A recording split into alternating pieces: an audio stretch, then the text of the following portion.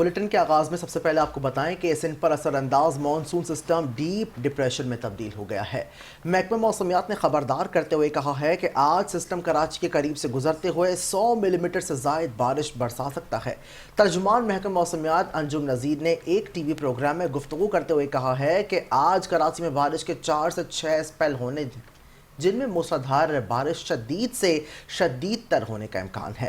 انہوں نے شہر میں موسلادھار بارش سے اربن فلڈنگ کا بھی خدشہ ظاہر کر دیا۔ ان کا کہنا تھا کہ یہ غیر معمولی بات ہے کہ ستمبر کے مہینے میں بھارت کی جانب سے سندھ میں ڈپریشن یا ڈیپ ڈپریشن داخل ہو رہا ہے۔ اس کا راستہ بھی کافی پیچیدہ ہے۔ موسلادھار بارش کے پیش نظر کراچی کے جناح سندھ میڈیکل یونیورسٹی میں آج ہونے والے امتحانات ملتوی کر دیے گئے۔ ورک فرام ہوم پالیسی بھی نافذ کر دی گئی ہے۔ وائس چانسلر کے مطابق آج تمام کلاسز آن لائن ہوں گی۔